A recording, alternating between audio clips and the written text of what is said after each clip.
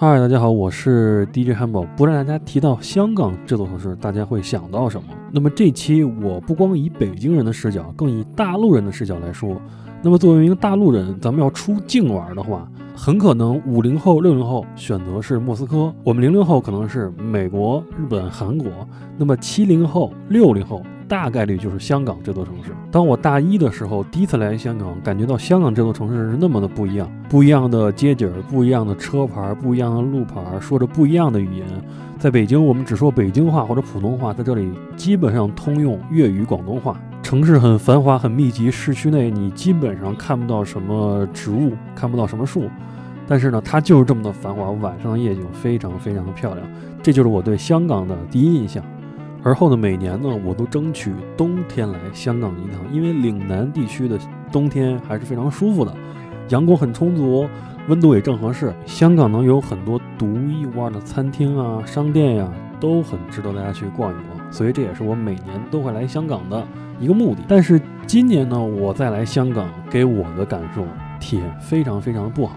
那么在这个视频中，我也会来跟大家闲聊聊香港的我认为的主观上的认为的好与不好都在哪里。首先呢，我认为的第一优点是香港是一座国际化程度非常非常高的城市。大家知道香港是国际金融中心，来自世界各地的人都在这座城市。那么它有开放的经济环境和自由贸易政策，来吸引全世界各地的人才。我给大家做一个对比啊，大家知道我现在是旅居在重庆，重庆是一个山水城市，香港呢它也是一个山水城市，只不过是重庆是山和江，香港呢是山和海。但是香港的国际化程度那比重庆高了非常非常多了。重庆呢给人感觉是一座非常非常中国化的城市，国际化程度反而并不是那么高。第二点呢，香港地理位置也是非常优越，它在亚洲中心地带，连接中国内地和国际市场。大家可以看到地图中看到，香港再往南就到了很多东南亚的国家，所以你在香港也能看到很多东南亚国家的人来香港打工。同时呢，很多欧美国家来香港不需要什么卡呀、签证啊，直接免签可以进入，这也是大家可以看到香港为什么有那么多的外国人。第三点呢，就是香港的法治与制度是非常完善的。这次我住的小宾馆，市中心小宾馆的老板，他是一个福建人，他跟我说啊，香港这里和内地不一样，内地多少人情，香港多少是法治。我觉得呢，这个福建小老板说的也没什么错。咱们都生活在中国内地，也知道中国多多少少是有点人情是会存在的。出事了，尤其是在以前啊，赶紧帮忙找找关系啊，看看能怎么样处理啊，这是很常有的事情。香港呢，咱虽然也没跟香港法律打过交道，但是我至少从大街上这些管理人员，就这些法律服务人员、警官啊，这些环境卫生署啊，好像是这么叫的啊，这些官员的名称啊，我觉得还是穿着打扮以及就是执法过程还是非常规范的，这是我感受到的啊。而你看他们的着装啊、精神状态啊，还是非常不错的。那么香港还有很多优点，比如说它的税率低、税制简单，所以大量企业投资者来这儿投资。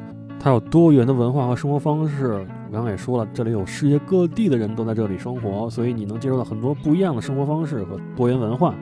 同样的，教育医疗资源非常非常优秀，很多咱们内地的有钱人也会在香港买保险呀，做一些医疗方面上的投资啊，都是很多人在干这件事的。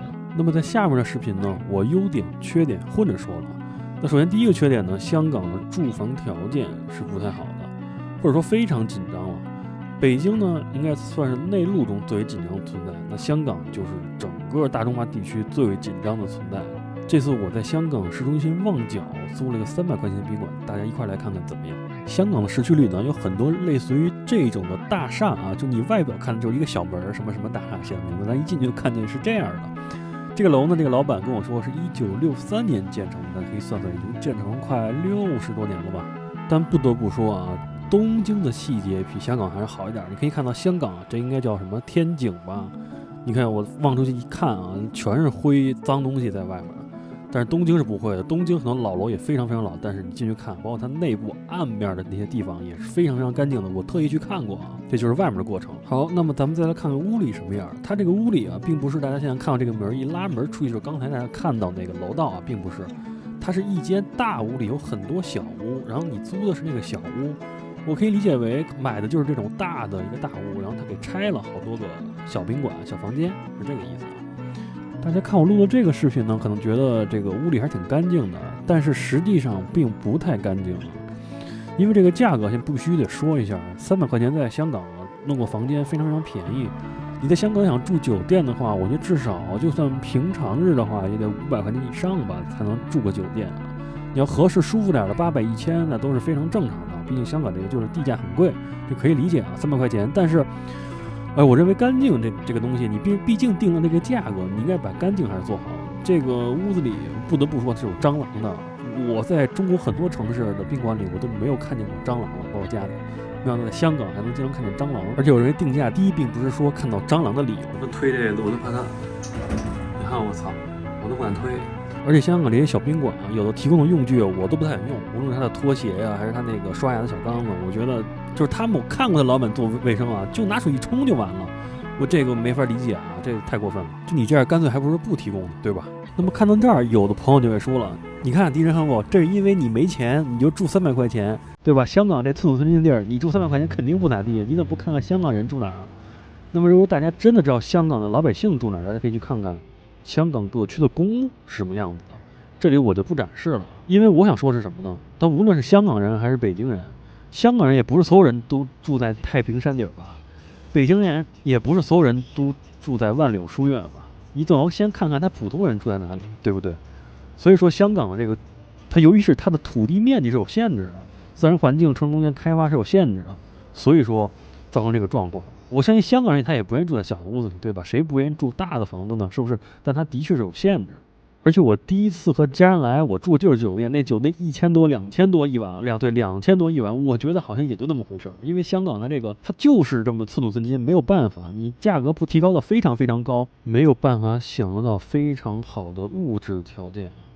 但是香港的这个服务行业啊，实在是太差了，这个后面我再去吐槽。那么下面我要说的这个问题，就是香港人的服务态度和香港人歧视大陆人的现象，我怎么认为是越来越严重了呢？大家来听听我最近的这个观感啊。那么在聊这个话题之前呢，正如我小标题所写，鄙视与歧视，我来聊聊我的看法啊。鄙视呢，是你做出了不好的、不文明的行为，我看不起你。比如说你在北京大街上随地吐口痰、随地乱扔垃圾，那这是你不文明的表现。我骂你一句，说你一句，你也得忍着，对吧？因为你不讲规矩，没有文明。歧视是什么呢？我在北京大街上，我不管你是谁，我就是看不起你。我觉得就是你就是从乡村来的，就是怎么样怎么样，这个那个，这种是歧视，这种是不对的现象。再举个例子，在北京，你问路不加你好或加您好，那北京人可能就会觉得你没有礼貌，他不愿意理你。这种也是鄙视，而不是歧视。因为什么呢？在对于北京来说，你不讲礼貌，所以我没必要太客气的回你。因为香港有的相声觉得说啊，大陆人说话没有礼貌什么的，这种我觉得他们表现出不耐烦，我都非常可以理解。但是什么是歧视呢？就是说明明我们给你客气的说话，你还是那种态度，那这种就是一种歧视，这种不好的现象，没有素质的现象。作为一个北京人啊，我这次真实给大家说说我的想法。在国内搞歧视这一套，香港 No.1 啊，香港 No.1，上海第2，北京第3。我可以作为北京人，我直截了当跟大家说。但是呢，北京、上海是以鄙视为主，歧视为辅。香港人那就是100%的以歧视为主，鄙视为辅啊。部分香港人啊，不要太着急回复我，你踏踏实实把我的视频看完，好吧？那么在这之前啊，还要说明一下，部分香港人是非常非常有礼貌的。我在哪儿啊？作为北京人，我在哪儿问路问事儿，我都是加您好，你好，请问一下，这是我永远的作风，这我永远会这么问。部分香港人呢，看我这么问，也会非常礼貌，或者说他可能普通话说的不太好，但他也会尽力的跟我说啊怎么走，这样那样，然后我也会谢谢，他也会说不用客气。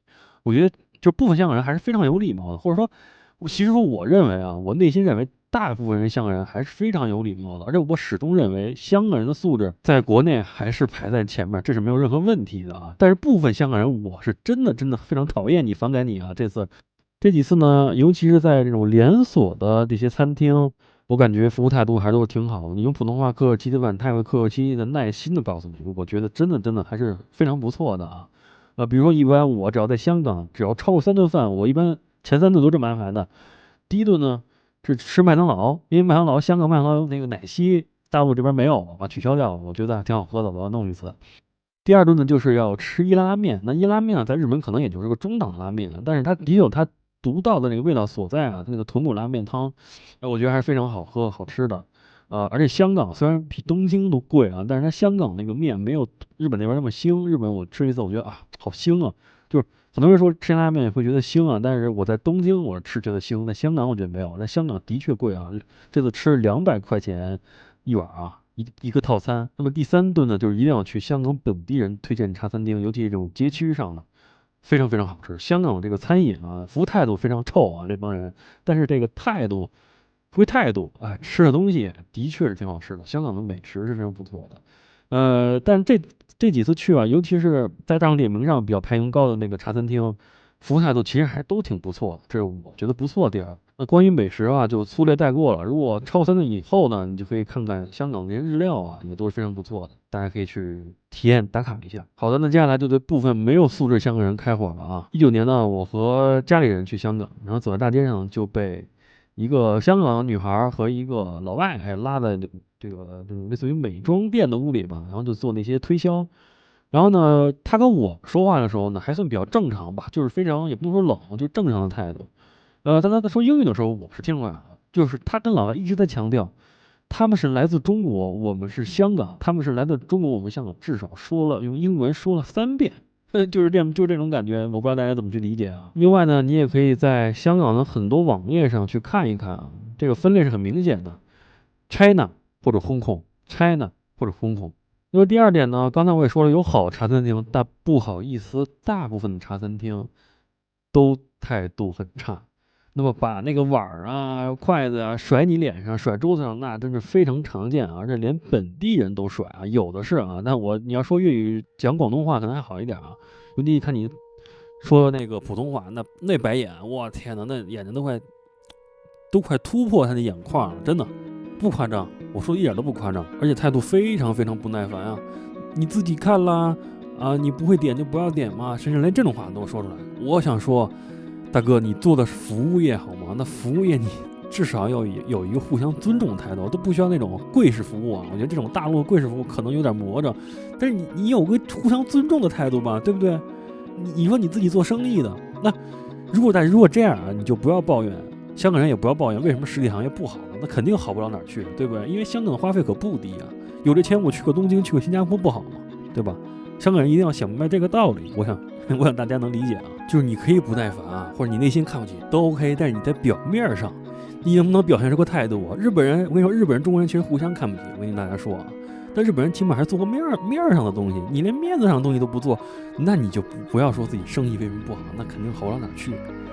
而且我想说啊，香港这个地方是特区，的确特区，但是香港很多东西其实都是依赖大陆的，因为香港要没有大陆的这些水和电。那你自己去想一想香港的情况吧。而香港我刚刚也说了，非常依赖金融行业，金融行业和服务业是香港的主要2大行业。那金融行业，那有多少人能干金融行业是个问题？那服务业就是大部分人的这个支撑产业。那你服务行业又做这么差，那你说怎么办？我觉得也很奇怪。而且在这次劝香港以后呢，我对部分港人的这些服务工作者啊，我怎么说呢？我不会说给他一个特别好的态度，因为部分港人呢，他就喜欢让你跟他来硬的，你跟他软的，好好尊敬说法，不吃这一套。你跟他严厉的骂他几句，他就老实了。我给大家举几个例子啊，比如这次在香港某便利店，我当着店员的面拿了一瓶水放在桌子上，他当着我的面用那个扫码枪帮扫2下，我直接急了，我说你睁大眼睛看看。我买了几件啊？你给我数数这是几件啊？我说你们香港人没学过数学吗？他说啊，就是一个呀。这个大家要有了解啊，粤语的1就是普通话的2啊，就是他还给我装糊涂，就是因为这个错误不可能犯。我在你面子上，我拿了一瓶水，你当着我面扫2下，这是怎么回事呢？而且香港的找零啊，看你是大陆人，尤其是你这是北方来的，高高大大的，你就一定要注意一下找零这个问题啊，很可能一算花账。大家一定要注意一下。而且呢，我捅破了他的错误以后呢，他没有跟我说一句对不起，一句不好意思。大家想，如果你犯了这个错误你是无心犯的，你一定先说不好意思或者怎么样。那无论是真的假的不好意思，你肯定要说一句。他一句话都没说，就点了个头，都没说。大家想想，这个是不是故意的？我觉得这已经很有评判了吧。咱也不知道这个香港的这个基础劳工行业是工资太少了还是怎么样啊？咱们具体不清楚。而且就在他旁边这个女店员旁边也是一个大陆的小哥们儿，我不知道你看不看我的视频啊？你是在问说这个饮料多少钱？那个地方说你能不能说您能不能帮我扫一下？我清晰地看说您啊，能不能帮我扫一下？那女店员就说你自己去货架上看呀。我想想，这就是你们服务的态度吗？而且说你去货架上看这句话是这个小男孩问了他3遍以后啊才说的这句话，就是前期一直说白眼或者不想，压根就不想理你，说你算老几，我就不想理你的这种态度。另外呢，很多香港人喜欢把不会普通话挂在嘴边。那我想啊，同样举例，我旅居这个城市重庆，重庆人平常也不怎么说普通话，但是你问他问题，他会尽力用他的这个椒盐普通话给你去解释这个问题啊。就是你不会没有关系，但人家如果以尊重态度去问你，你应该以尊重态度去回答，而不是说各种的白眼敷衍别人，对吧？我觉得这不是有素质的代表。另外，前天我发了一个香港银行有点针对大陆人开户办投资理财歧视的视频啊，我也想不过多赘述了，好吧？那我给大家几个建议：第一是你要开户，要不去郊区开户，你办业务去市区。然后如果说你有一定的资金啊，你最好找黄牛吧，我只能这么说了，不然呢就是各种的扯皮和吵架。那么5家银行我成功开通了3家，另外2家呢就是针对性的不给我办，那我也没有任何的办法，对吧？你要认为一个我拿的这些资金准备的材料可以通过美国、加拿大签证，就是不能通过香港的一个普通银行的一张最普通的银行卡，那我也无话可说，我也总不能请你到我北京家里住一晚上吧，我请你吃住，要不你来感受一下什么状态？把一个银行卡弄得比美国签证还玄学，没有具体的这种核实标准，我也是非常佩服。另外，我可没觉得香港人的普通话不好，你们这阴阳怪气的普通话，我可是感受到了。不过我后来训你们的时候，你们不也挺乖的吗？是不是？我让你们拿名片的时候，你们不也踏踏实实拿了吗？我在这儿不说是谁，好吧？不说哪家银行。看着啊，录像，哎，我都录了，也没录你们脸，就是录了个音啊。但是你们说银行不让录音，不让录像 ，OK， 那我不发，对不对？我不发啊。拿了啊，我也不会给你们看是具体是谁，你们自己反择去啊。如果都这么干，没有人会来香港干这些事儿啊。我踏踏实实跟你们说。那么大家再来跟着我的镜头，在香港的郊区转转，这是香港北区的上水站。那么其实你现在来看，香港的这个市区和郊区好像差距也没有特别大啊。但是其实上水这个地方从1980年代才开始着重的这种做城镇化的建设啊，以前完全就几乎和农村差不多啊。当然，香港市区的面积其实也非常小，几乎就和北京2环里的面积差不多，所以你会发现坐地铁很快很方便。同时我想说，香港的八达通真的非常方便啊，什么都能刷八达通啊，学生考试、便利店买东西、港铁、验证自己的身份都可以用八达通，而且我建议大家使用八达通啊，少和香港人说话嘛，你这多有说话的机会，那很可能人就可以歧视你一下，对不对？尽量少说话。你要说普通话，你大大方方的说。另外呢，手机卡数据呢，我建议你，如果你不是像我一样办这种银行卡业务，等于说你内地和香港都需要统一的手机号，你踏踏实实去这种 7-Eleven 买那种什么叫 MySIM 还是 SoSIM 这个手机卡套餐啊，40-50块钱就好几十个 G， 完全够用了。要是咱们大陆手机卡开数据漫游，真的还是挺贵的。我这次为了办银行卡开的这种数据漫游，好家伙，给我赶上了10年前得一点点这种省流量的感觉啊，非常难受。最后呢，我想谈谈我自己对香港的就是未来发展一点点小小的看法啊。首先，我认为香港在很长一段时间，它起的其实是一个中介的业务。它因为可能，比如大陆的情况啊，或者国外的情况，它起到一个中介业务。但是现在呢，我又想起了一句广告词啊，叫“没有中间商赚差价”。那么在这个时期内，香港的转型应该怎么转？我觉得是一个问题。那刚刚也说了，香港的2大支柱产业就是金融行业和服务行业。那么金融行业先不说啊，我也不是什么金融专业人士，我觉得我也没太资格评价。但我就想说，服务行业如果这个是支柱产业做得这么差的话，那真的没必要。我觉得真的要大家，尤其是香港做服务行业的朋友，你真的要反思一下。如果还是这样，我认为香港人有的都不太能承受香港这服务行业吧，那个臭脸我真的受不了。另外呢，香港的朋友一定要认清，香港毕竟还是中国的地儿，它只是当年从宝安县割让出去的，对吧？你出门在外还是中国人帮中国人嘛，他无论是大陆、港澳台，对不对？大家一定要想清楚啊！说真的，咱没英国人的命，就别老想自己当英国人了。你要想当英国人，踏踏实实拿你的 BNO 护照去英国移民，好不好？就不要老说自己是香港人了。香港这个地儿一直都是中国的呀，你要弄清楚，当真是英国人殖民你们，而不是你们殖民英国人。就是我必须承认，每个人都有移民的权利，都有选择自己自由的权利。就是你移民去哪儿，我觉得这都是自己的自由。但是你不要说我是香港人，然后我又怎么着英国人，我这个床没外那个劲儿真的是太明显了，我觉得真就挺没吃相的，你知道吧？总结一下呢，就是差不多得了。你也知道，当年只是你们祖先会选择，他无论是还是那句话出了移民啊，人才移民啊，还是优秀人才啊，还是大部分的祖先是从深圳河偷渡过来的。当然这个选择，对吧？咱先不说了，你们享受现在享受应有的福利，这是理所应当。但是不要把这些福利歧视你自己原本是大陆的同胞啊！你自己看看你们的祖籍是哪里啊？好了，如果你喜欢这期视频，点赞、关注、3连订阅，谢谢大家，感谢你的支持，咱们下期再见。